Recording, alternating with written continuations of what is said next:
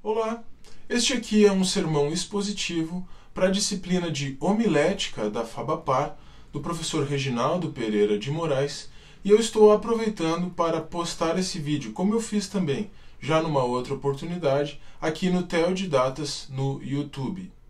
O título deste sermão é O Caminho para a Felicidade, e o texto que será exposto é o texto do Salmo 1, o Salmo completo, Salmo 1, do verso 1 até o verso 6.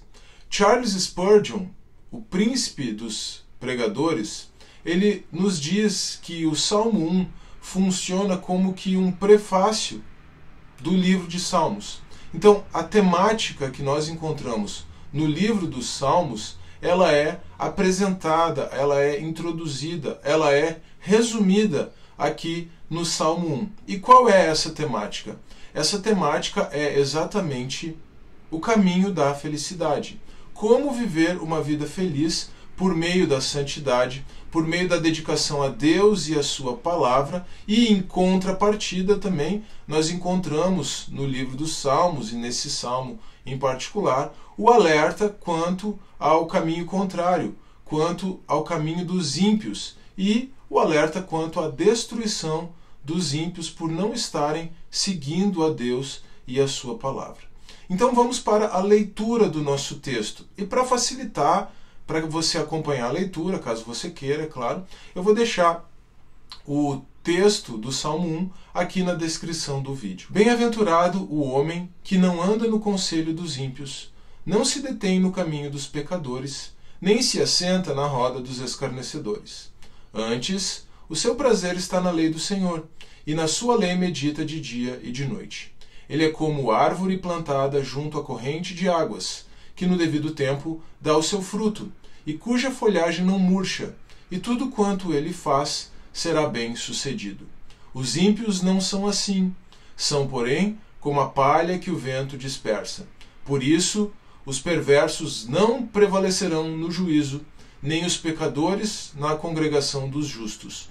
Pois o Senhor conhece o caminho dos justos, mas o caminho dos ímpios perecerá. Então, antes de nós trilharmos o caminho, nós precisamos saber o que é a felicidade. E a primeira palavra deste salmo, a primeira palavra do verso 1, vai nos ajudar a compreender um pouquinho melhor o que é a felicidade. Bem-aventurado, diz o salmista. E alguns gostam de traduzir essa expressão simplesmente como sinônimo de feliz, ou então outros preferem, para ilustrar um pouco melhor de que se trata a bem-aventurança, traduzir como muito feliz ou felicíssimo.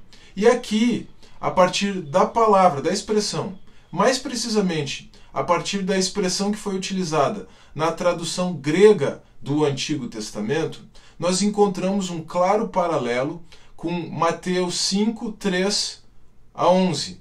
Ou seja, com as bem-aventuranças, as conhecidas bem-aventuranças que Jesus apresenta lá no início do Sermão do Monte. Claro que aqui nós não temos tempo, em razão da delimitação de objeto e da delimitação de tempo, para tratar em detalhe dessas bem-aventuranças do Sermão do Monte, mas fica aí uma dica para aprofundamento do estudo, se quisermos compreender melhor o que é essa vida de felicidade, esse caminho para a felicidade, podemos nos dedicar ali às bem-aventuranças de Mateus 5, 3 a 11. Agora, essa felicidade, essa bem-aventurança, para a cultura clássica, ela tinha uma concepção, ela tinha uma compreensão bastante diferente do que a ideia de felicidade transmite hoje em dia. Não tinha nada a ver com sombra e água fresca, o que pode ser o ideal de felicidade de muitos. Não significava viver alegre assim o tempo todo. Não. Felicidade para a cultura clássica, ela significa o pleno desenvolvimento das virtudes.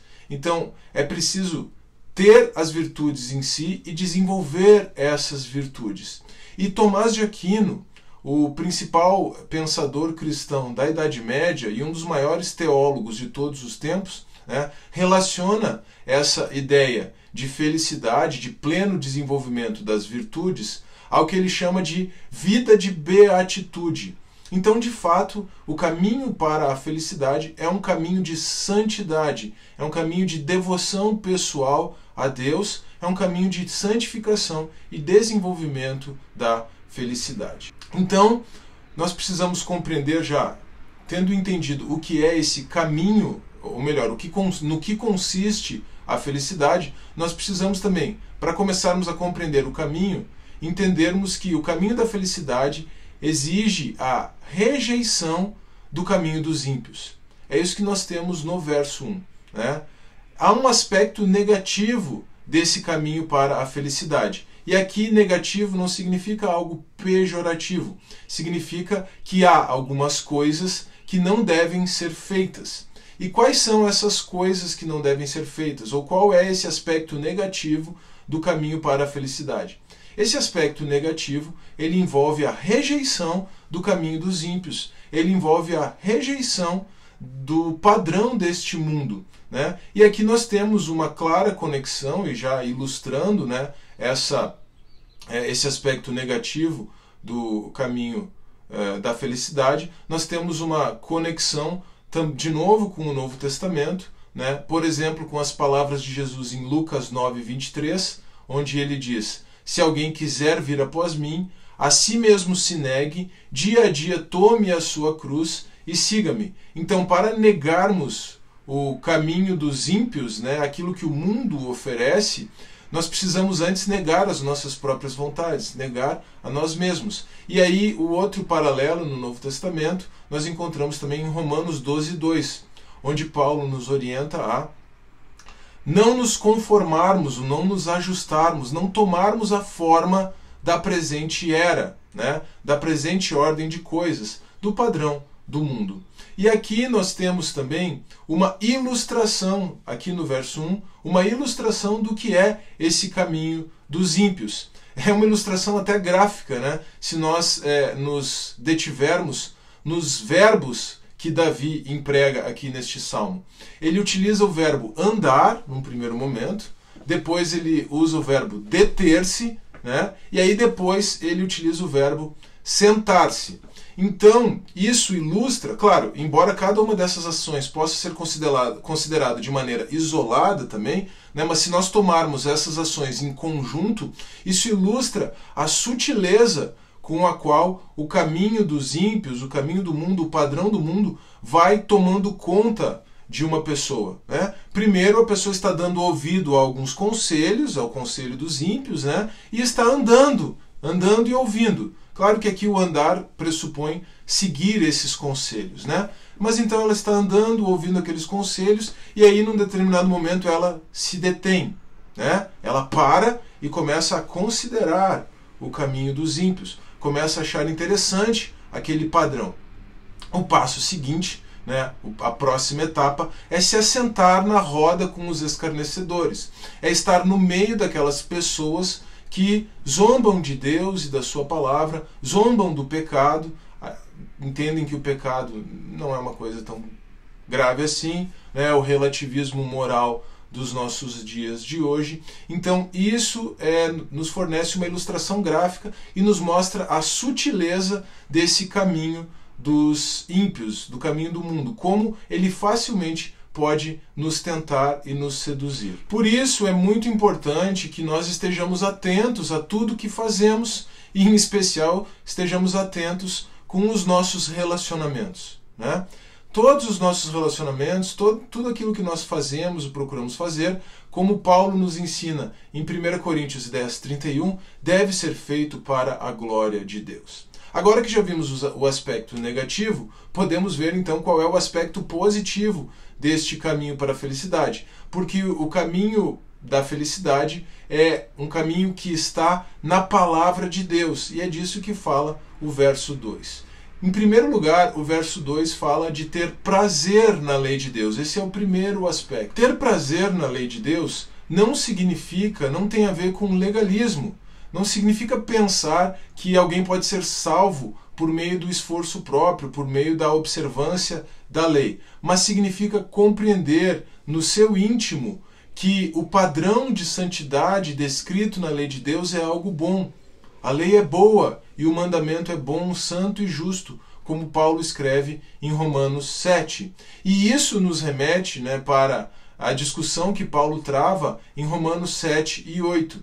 Por quê? Porque ali ele demonstra que no íntimo ele se agradava da lei de Deus. Então, o caminho para a santidade passa por se agradar da lei de Deus no seu íntimo. Mas Romanos 7 também nos demonstra que nos membros do ser humano é impossível cumprir a lei de Deus, porque os membros do ser humano estão presos debaixo da lei do pecado. Por isso é que é necessária a cruz de Cristo. Por isso é que Jesus morreu e ressuscitou, para que, mortos, crucificados com Ele e ressurretos com Ele, possamos viver uma vida dirigida pelo Espírito Santo. Agora nós transitamos de Romanos 7 para Romanos 8, que trata dessa vida de liberdade no Espírito Santo de Deus. E esse prazer na lei de Deus, ele vai nos levar exatamente para isso, para a compreensão de que não temos capacidade em nós mesmos de cumprir por nossos próprios esforços a lei de Deus, e aí então, diante da cruz de Cristo, podemos viver uma vida dirigida pelo Espírito Santo. E o segundo aspecto, então, desse amor, desse prazer à lei de Deus, é meditar constantemente na palavra de Deus. Não se trata apenas de ler, embora ler seja muito importante, mas se trata de trazer a palavra de Deus para dentro do seu coração, e ela, então, dirigir todas as nossas cogitações, todos os nossos pensamentos.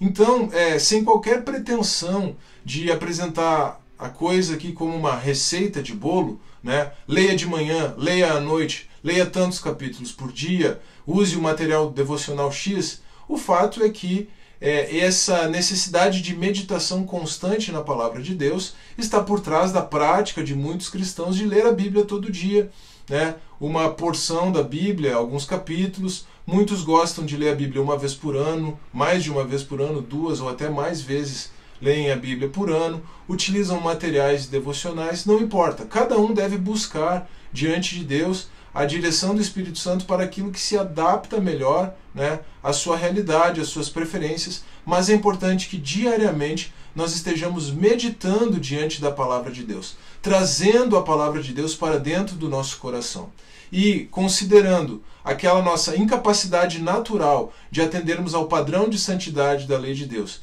e a necessidade de uma vida dirigida pelo Espírito Santo. Isso nos mostra também que essa exposição constante à palavra de Deus deve ser também constantemente regada pela oração, para que essa palavra possa entrar no nosso coração e produzir a necessária transformação na nossa vida. Então, já tendo visto o aspecto negativo do caminho, rejeição do padrão do mundo, e o aspecto positivo, que é o amor à palavra de Deus, agora então nós podemos considerar qual é o resultado desse caminho. E o resultado desse caminho está descrito nos versos 3 a 6. Então, começando com o verso 3, ele vai nos apresentar o aspecto temporal, né, do resultado desse caminho.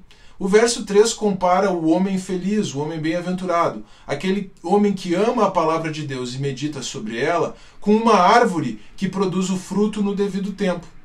Nós somos muito ansiosos por natureza, nós queremos ver resultados imediatos, mas Deus tem o seu tempo, e esse tempo de Deus é identificado com a palavrinha grega kairos, e interessantemente é exatamente essa palavra que os tradutores do Antigo Testamento do hebraico para o grego, na Septuaginta, utilizaram aqui. O tempo de Deus, o kairos de Deus, não coincide com o nosso tempo, com o tempo humano. Por isso, o fruto somente será produzido no tempo devido. Então, o próprio texto ele nos fornece uma ilustração precisa com a figura de uma árvore plantada junto a um ribeiro de águas, junto à fonte de águas, e essa fonte de águas, ela é o Espírito Santo de Deus, né? Uma árvore plantada junto às águas que produz o fruto ao seu tempo. Ela se alimenta daqueles nutrientes, né, por meio da raiz. Ela capta aquela água boa, se alimenta daqueles nutrientes. Ela é uma árvore viçosa também, né? Ela tem plantas que não murcham e aí ela produz o seu fruto a seu tempo. a partir dessa ilustração fornecida pelo próprio Salmo, nós poderíamos fazer uma comparação para compreendermos um pouquinho melhor como que funciona esse tempo de Deus, né? Podemos juntar o Salmo 1:3 com Colossenses 1:13, que nos diz que nós fomos tirados, né, transportados deste mundo tenebroso, né, transportados do reino das trevas para o reino do Filho do seu amor, para o reino de Deus. Então o reino das trevas, ele é um terreno ruim, onde a árvore se alimenta de nutrientes ruins e ela é uma árvore feia, ela é uma árvore mirrada, né, ela é uma árvore que não produz fruto bom. E aí quando essa árvore é transplantada do terreno ruim para o terreno bom, para o reino de Deus, para o reino do Filho do seu amor, então ela começa a receber aquele alimento bom por meio das raízes, né? Começa a beber daquela água boa, e aí então aquela água começa, né, aquele alimento começa a circular na seiva daquela árvore. Até que o aspecto da árvore seja mudado, seja alterado, vai levar algum tempo. Até que aquela seiva, né, aqueles nutrientes bons, cheguem aos frutos e produzam bons frutos, vai demorar algum tempo. Isso ilustra que este caminho para a felicidade é um caminho de transformação a partir do interior, a partir do trabalho que a palavra de Deus e o Espírito Santo de Deus produzem a partir do interior do homem. Bom, e por fim, ali nos versos 4 até o 6, aí sim, fazendo aquele contraste que nós percebemos em todo o livro de Salmos, né? O Salmo 1 nos fala do aspecto escatológico do resultado desse caminho, comparando com o caminho dos ímpios. Os ímpios não prevalecerão na congregação dos justos, não prevalecerão no dia do juízo. Os ímpios, os desobedientes à palavra de Deus, eles serão julgados no futuro. Mas aquele que caminha com Deus, que vive esse caminho de felicidade, ele será encontrado na congregação dos justos. É o que fala o Salmo 1. Isso faz uma alusão, né, o aspecto escatológico deste salmo faz uma alusão ao nosso encontro com ele, quando estaremos com o Senhor e viveremos para sempre com ele. Então isso é o grande motivo de esperança cristã. E diante das dificuldades da vida, né, diante das tentações que o mundo oferece, nós devemos ter isso sempre em mente. Então, recapitulando para concluir, neste estudo nós vimos qual é o caminho para a felicidade. Esse caminho não significa sombra e água fresca, mas a rejeição do padrão do mundo e uma vida na qual são desenvolvidas as virtudes verdadeiras. E essa vida somente é possível mediante a cruz de nosso Senhor Jesus Cristo e a direção do Espírito Santo com amor à palavra de Deus e uma meditação constante nas Escrituras. O mundo pode ter muitas ofertas tentadoras, mas nenhuma delas se compara à felicidade que somente Cristo pode dar.